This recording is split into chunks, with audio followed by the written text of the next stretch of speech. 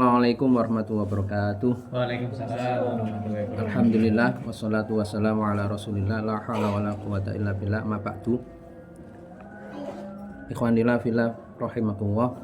Untuk pembahasan pada pagi hari ini terkait dengan fenomena yang terjadi di negeri ini, adanya kesenjangan pendapatan antara pemimpin pejabat dengan rakyat.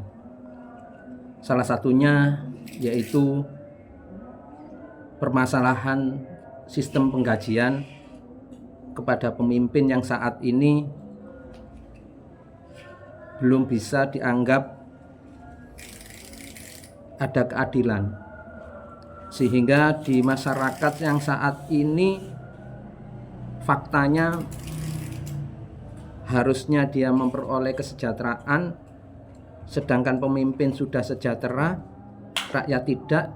Akhirnya muncul sebuah kesenjangan. Kesenjangan ini kenapa? Karena terjadi pengaplikasian Islam tidak kepada seluruh aspek kehidupan. Azas yang dibangun untuk memberikan gaji atau memberikan imbalan kepada pemimpin dan rakyat itu beda.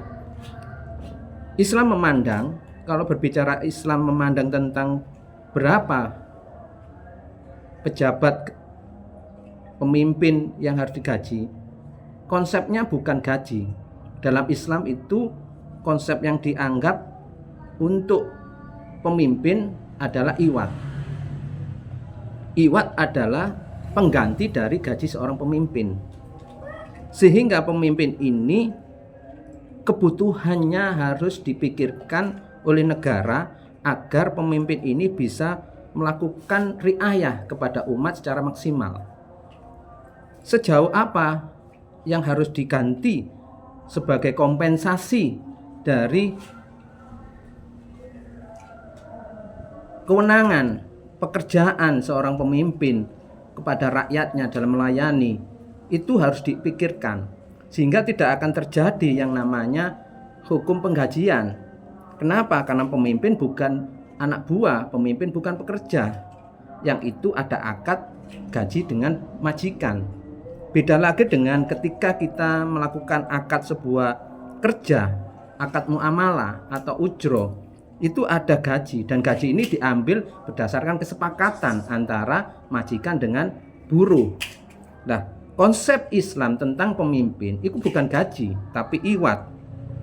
Sehingga ketika pemimpin melakukan tugasnya, itu tidak memikirkan berapa gaji saya, tapi dia semuanya tercover, terpenuhi beberapa hal kebutuhannya, sehingga kembali lagi kemaksimalannya kerja. Bahkan urusan umat diutamakan karena sudah mendapatkan iwat, dan urusan pribadi-pribadi terkait dengan bisnis dengan orang lain, bisnis dengan keluarga, bisnis anak-anaknya dengan keluarganya, atau dia bisnis sendiri, sudah tidak ada lagi yang perlu dilakukan. Kenapa? Karena semua kebutuhan seorang pemimpin untuk melayani umat dipenuhi oleh negara, sehingga tidak lagi ada yang namanya jabatan ganda. Tapi ketika kita lihat fakta yang saat ini carut marut, bahkan kalau bisa jabatan ganda itu diundang-undangkan. Contohnya sudah menjabat sebagai Kapolri, tapi dia juga harus menjabat di kementerian lainnya, dan itu harus diundang-undangkan. Tidak hanya sekedar sebuah ilegal, tapi dilegalkan oleh negara. Ya wajar kalau negara ini bangkrut gara-gara sudah gaji pemimpin, sudah memberikan ini dan yang lainnya. Sedangkan rakyat yang didapatkan ya sudah, tidak ada sisanya. Ibaratkan air satu ember, rakyat dapat satu tetes, dibagi se-Indonesia. Nah, semuanya untuk pejabat yang merangkap jabatan-jabatan lainnya. Jadi konsep iwat itu untuk Islam kepada pemimpin, bukan gaji. Yang kedua, ma'asyiral muslimin, sekarang rakyat itu apa yang dipenuhi? oleh negara ketika pejabat atau pemimpin diangkat sebagai pelayan umat, yaitu memberikan hak-haknya kepada rakyat dari siapa? Dari negara. Mendistribusikan, seorang pemimpin mampu mendistribusikan sesuai dengan hak-hak hidup, jaminan hidup.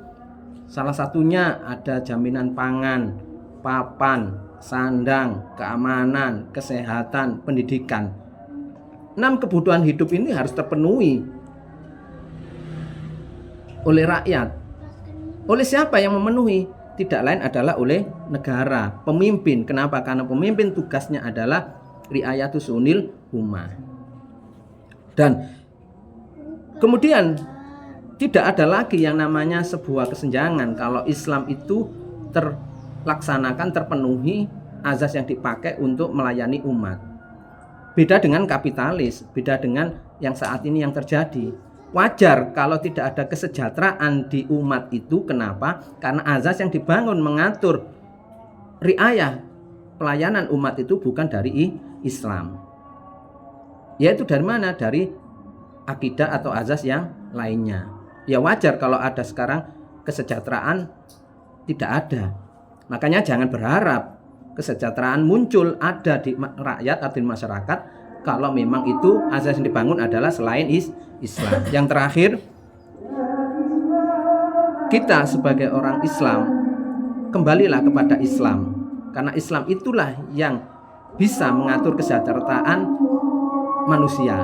Selain Islam tidak ada lagi yang bisa mengatur kesejahteraan Islam dengan syariat-syariat yang diberlakukan dalam Islam. Demikian akhir kalam. Assalamualaikum warahmatullahi wabarakatuh.